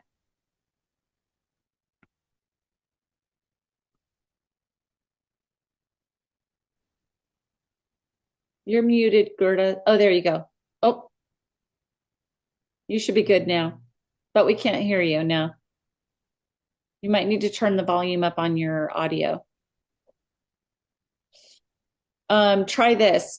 Go down to your menu, your Zoom menu next to the microphone icon. There's a little arrow up. It looks like a little carrot. Click on that. Click on your audio settings, which is the last option. And then from there, you should be able to do the output volume and input volume and turn those both up.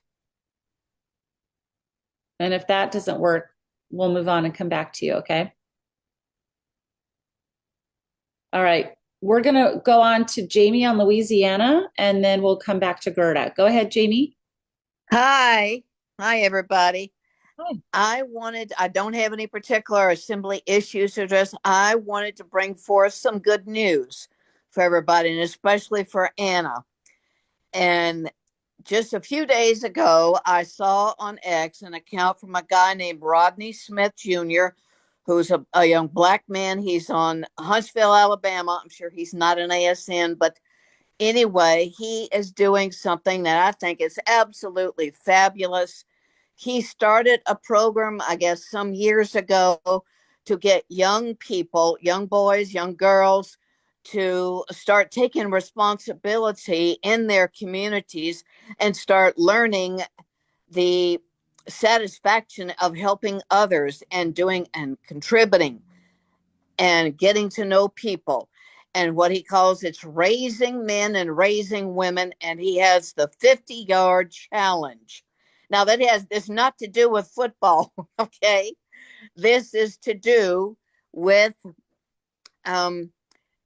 he's getting young boys and young women too to take responsibility to mow 50 yards, to mow 50 lawns of the elderly, the disabled, the first responders, and veterans and people for free. And this is teaching them responsibility, getting out and meeting people and thing, responsibility. And so they're not on their phones. So, and I think it's just great. And it's an incentive program. He runs it like on the basis of the martial arts things. They start out with a white shirt, and every 10 yards they get mowed, they get a different color shirt. I don't know what order it is, but something like red, blue, green. The last one is black. So when they get to 50 yards, they get a completed 50 yards mowed. They get a black shirt, and they also get, a new lawnmower and equipment, everything. And then but this is not just a one-time deal. They said they keep going. They can work in the fall, help raking leaves, which for me personally, I think raking leaves is a waste of time and energy. But anyway, they could shovel snow and help people. And they are learning to be of service and meeting the people in their communities. And I thought maybe, just maybe, this would kind of be something that we might be able to use this, or incorporate this or find out people who are doing this. There is participation in all 50 states. The southern states are leading with participation, but the Midwest is pretty close behind. The lowest number of participations, probably because it's not, maybe not hot enough up there to mow yet, is in the Northeast. But he does have it. It's called the 50-yard challenge.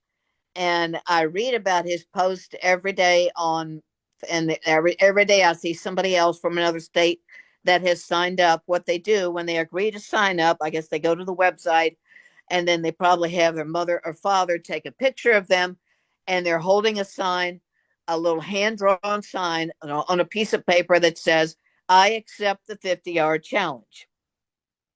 So that is what I wanted to share. And Lisa Schaefer on Ohio, I hope that you are still on, because guess what, girlfriend? Ohio and the 50-yard challenge is in the top 5 for participation. So congratulations. Yeah, and Idaho is too. If you go to the site, I can't remember the website, but he gives a list of all 50 states and where they are and how many people have signed up, how many young people have signed up to do the 50-yard challenge. So I just wanted to share that with you all. I also sent it out to the link to my All States Assembly forum call a couple of weeks ago. So that's all. And I yield. I hope y'all like that. I wanted just want you to know help. that that's more important than you might imagine, because there are a lot of city councils and homeowners associations that are preying upon the elderly who cannot take care of their yards anymore. And they're Exactly.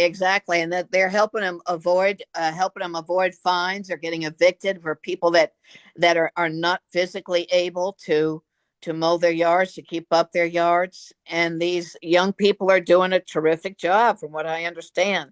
It's great.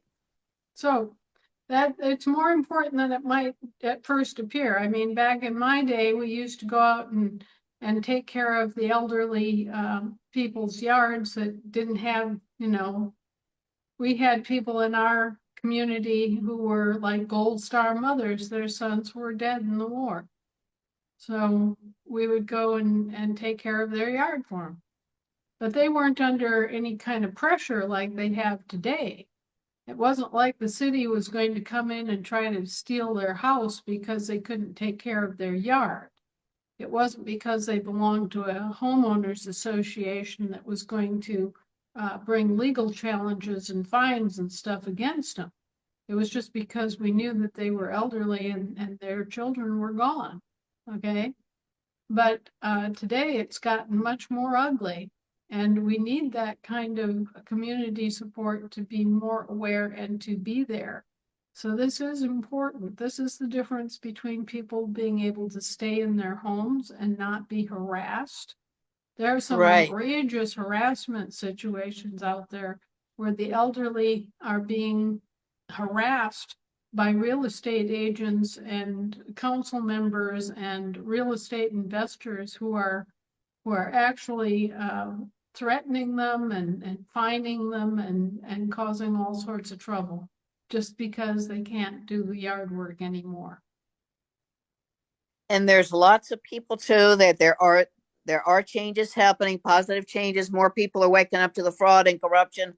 And there are small changes happening in my state. There in the state of Louisiana legislature, they are trying to get a law passed to do away with the brake tag inspection thing. So bit by bit, it's happening. But admittedly, it's not fast enough for any of us. But at least it's a start. Behind the bush. So consciousness is rising. People are becoming more aware, and the changes are happening. So good. That is good news. So that's my report. Thank you, Jamie. Okay, take care, and I love you. That's great. Thank you so much, Jamie. Thank you for sharing great news. That's wonderful. All right, Gerda, how's your audio going? No, we still can't hear you. Darn. No audio. Can anyone else hear Gerda? Because I can't hear Gerda at all. I can't either. All right, Gerda, we'll come back to you. Let's see if you can get it worked out. Okay, we're going to move on to Dwayne. On it looks like Pennsylvania. Dwayne? Yes, hi, peace and love. How everyone doing? Great. How are you? Wait, Awesome, awesome. I just had a question. Um, I was trying to get involved with my assembly in PA, and it's been kind of difficult because I'm trying to help my friends and family, and there have been some discrepancies about how they're coming to the assembly about being charged, and I know that when I first entered, I was charged maybe a little over $200 or something. But I'm hearing that they're supposed to be being charged between 60 or 100, and some people are getting in free. Documents are wrong. So I just need some clarification on the pricing on getting into the assembly.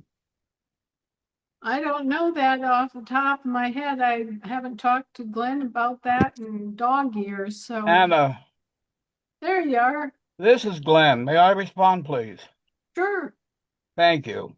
Dwayne, Hi, Glenn. you are giving half information Okay. because the average price, depending on the paperwork people need done, is a maximum of $50. Okay. The one recording secretary who all of your quote unquote friends have worked with does above and beyond what I do. I do the bare minimum. It's self-governing. You do everything. So it's $25 to record it. And if we do notaries, it's $5 a piece, which can add up to $115 for notary and recording. If the recording secretary does all of your documents from scratch, meaning we don't use any from the LRO or from TASA, because until recently, TASA's documents were not correct. They have been updated. They have finally put up the ones that have been wrong for 2 years. Your friend who is telling you all of this is in California, who, to my knowledge, has never been educated as a recording secretary, but yet he's telling people in Pennsylvania that he supposedly grew up with or is related to or something that we don't know what we're doing, that they don't have to give notice that they are receiving welfare, and they don't have to do this document or that document. And I've been doing this for 6 years. Anna and Michelle can vouch for that. I went through all the training there is possible. Every time a new change comes along, I'm on it. They need to choose. When that recording secretary does your documents, she lays out 3 or 4 different price ranges. You can do for $50, you can do for $300. $300, she sets up the LRPS, she sets up the LRO, she sends you all the mailings in envelopes, pre-signed address and everything. All you have to do is seal it and put a stamp on it. Everything else is taken care of for you. If that's what the people choose, they're paying for her services. If they don't choose that, that's not what they get charged. As for the people that are getting them for free, that is 100% correct. We had 3 ladies try to come in who spent, before they got to us, they had spent over $1,500 to get their documents recorded and the documents were nowhere near correct. We did their documents for free because there was no way Pennsylvania was going to charge someone who's just trying to save their butt money on top of their $1,500 they had already spent. If somebody is homeless, wants to come in, has the witnesses, has their birth certificate, doesn't have a job, we bring them in for free. The assembly eats that. And we're proud to do it because we're helping a brother or a sister. So before you go and start saying that we charge this or we charge that, please, Dwayne, you of all people, I've spoke to you many times. You of all people, please contact me and ask me what's going on. And with that, I yield. All right. Thank you, Glenn. I appreciate it. You answered all my questions. Thank you. I yield. Yeah, all the assemblies should have a policy in place where if somebody is poor, elderly, a limited income, they need help, you just help them. That's what's been done. That's what we do, Anna. We need to look at this in terms of these are Americans just like everybody else, and we can't deny them their inheritance just for the sake of a few bucks or a little extra work. Okay, we're all good for it, right? Awesome. Thank you, Anna and Michelle. Appreciate it. Yeah, Thank you, Glenn. Thank you, Dwayne, and thank you, Glenn, because every assembly has their own processes, and I think that your explanation, Glenn, could help many states that are going through such challenges to see why there may be such a difference in the amount that gets charged. So they just need to ask those extra questions and get it clarified. Thank you. May I, Michelle, real quick? Go ahead, Lisa. Ohio actually posts their fees right on their page. But muted. So there is. Okay, you're good. Ohio places their fees right on our website Join Us page. So anybody that inquires in our assembly sees exactly what is going to happen when they contact us.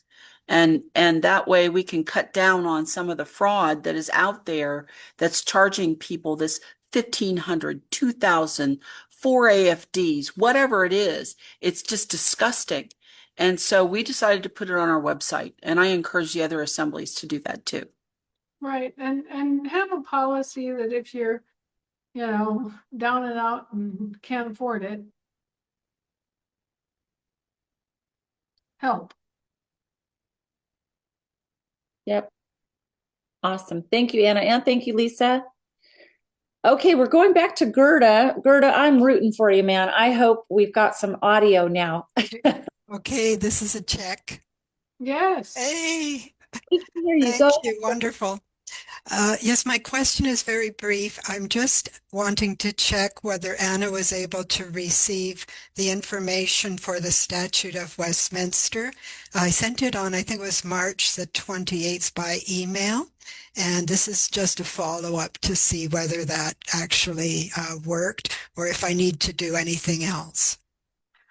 I'll have to look it up, Gerda, because obviously I've been traveling and I haven't been able to keep up with everything coming at me. Yes. So I'll look it up. Okay, that's great. Thank you so much. Thank you. Bye, everybody. Bye-bye. Thank you, Gerda. Bye-bye. All right, last call. We've got Tom on Connecticut. Go ahead, Tom. Hi, good evening. Can you hear me? Oh, yeah. Excellent. First of all, thank you very much, Anna. Really appreciate all your hard work. Best thing you find me and your team. So my question is pretty simple, I hope. But I'm trying to understand in the prepaid credit system how the vendors who've been getting this wealth of Federal Reserve notes flowing toward them are going to survive without any income. Sure. A little bit. Volume up. The microphone is So reach. Let me try this. Hang on a sec.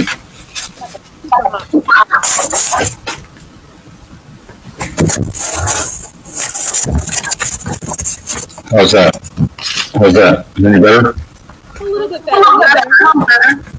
Okay. Sorry about that.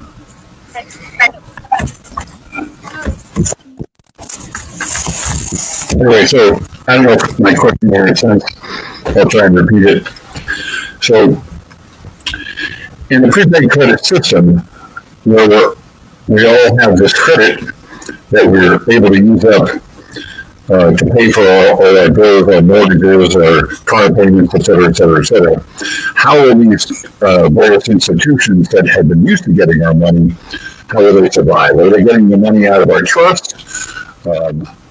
What's the incentive for them to join into the system? That's essentially what I'm asking. Thank you. Well, they're getting their debt reduced. That's their biggest incentive. Their secondary incentive is that they are getting paid in positive monetary form, which actually gives them credit on their books.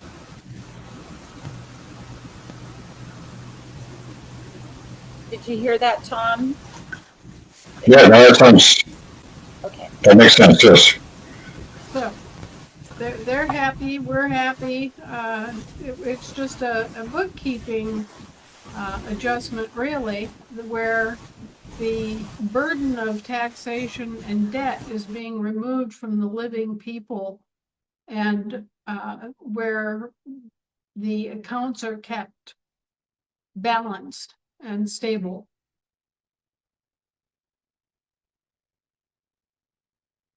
All right, Tom, I muted you so that we could hear Anna. So if you want to respond or chime in, just unmute. Right, so as I'm understanding, and I'll yield shortly, what you're saying is it should be pretty clear to all these different vendors and utilities, et cetera, that there's a big benefit in this for them. And so there shouldn't be a lot of resistance on their part to jumping on the system. Is that correct? I yield. Correct. Absolutely, it's a win-win. Go ahead, Anna. You were saying it's a win-win. Yeah, well, it just takes a little bit of time for people to wrap their head around it. But actually, if your debt is being reduced, you're gaining, right? And if you're getting credit on your books instead of debt, you're gaining.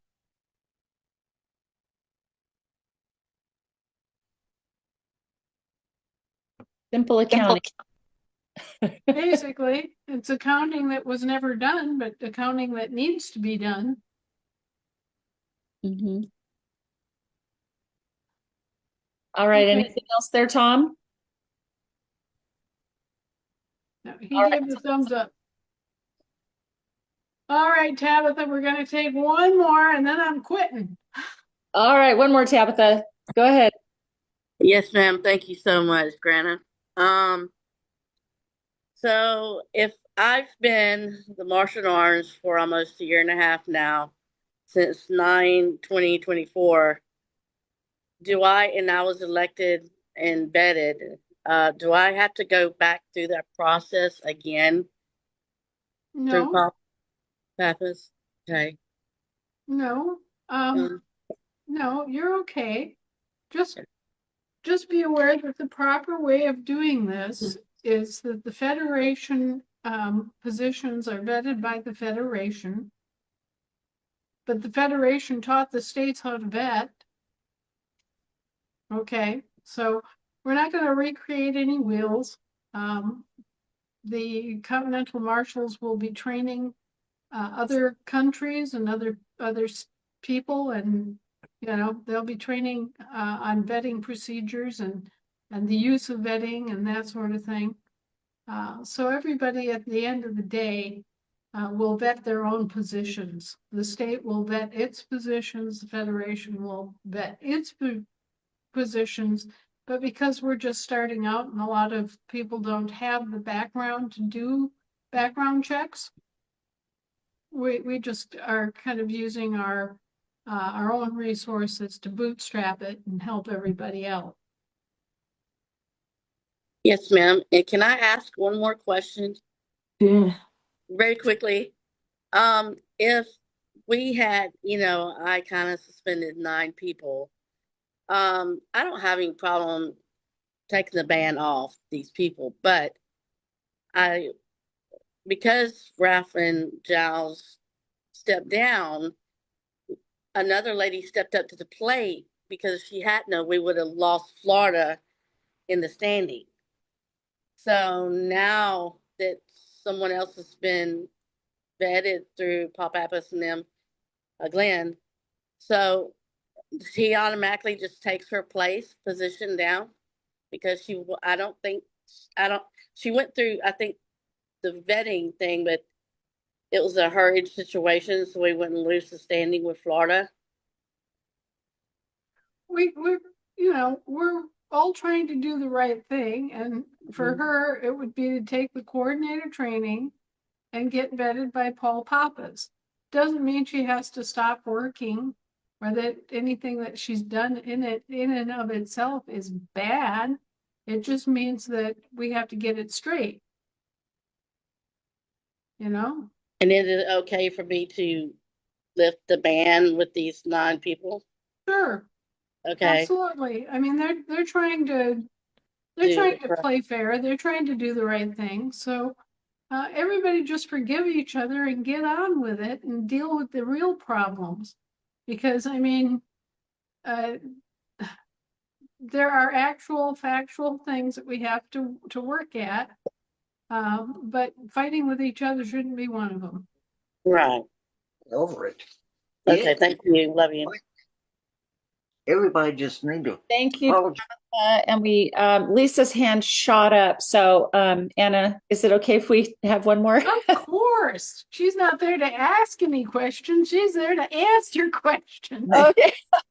Go ahead, Lisa. Yeah, I just wanted to interject a little bit. Tabitha, I would highly encourage you and all the other martial at arms when Chief Pappas does put his training up, that you all attend it. Because what I find is, even though, I mean, I've done recording secretary training, I've done 3 years of constant training on our assembly and general topics. And many people say, I have to listen 10, 12, 15 times. And every time I pick up a new piece of information that makes me better. And so, we are really here to try to keep learning, and that's part of our self-governance. And so I would really encourage, even though you've been martial at arms for a while, many of the other, even some of the original martial at arms, to go through the training, because I think a lot of the issues that you have on your assemblies, you're going to be able to assist in the correct ways, and you're going to be able to kind of intervene and bring peace to your assembly, which is your job as martial at arms, right? To do it the right way and to bring peace. So, and that's, I guess, and I would like to see a show of hands of those people who attended the coordinator training. Because I think when you see how many people actually attended this training, and it was 7 weeks, and some of them were like, holy moly, you're hurting my head after 2 hours, so I think it's really worthwhile. And we've taken a little break so I can do recording secretary training with them all, so they know what recording secretaries are supposed to be doing and can be backup recording secretaries if they're needed on their state. So we took a few weeks, and we're going to do that. And then we'll probably be doing a tune-up about May 11th, and may start back up again with those that would like to take coordinator training. So, it's really, you're going to hear things that finally click and come forward. So, I just encourage you to get more training. It won't hurt. Okay. It'll help. Yes, exactly. Thank you, Lisa.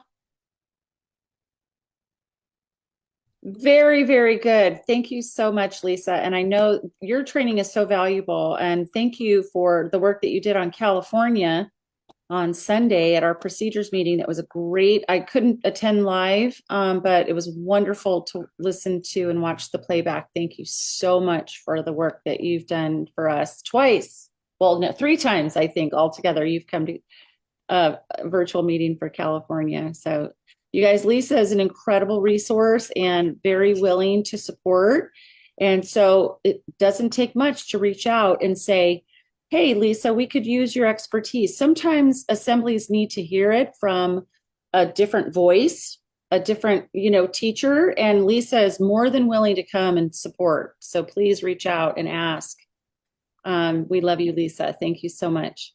Yes, I got my troglodyte t-shirt in the mail.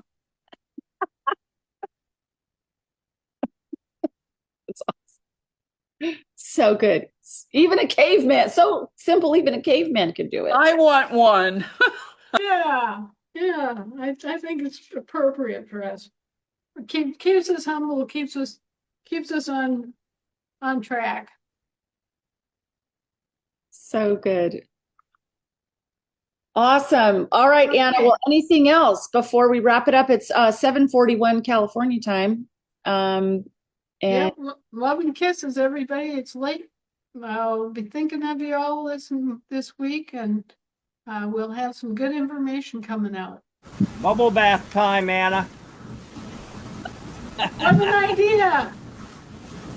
Love What an you. idea! I like it. Sounds good. Good night, everybody. Have a wonderful week.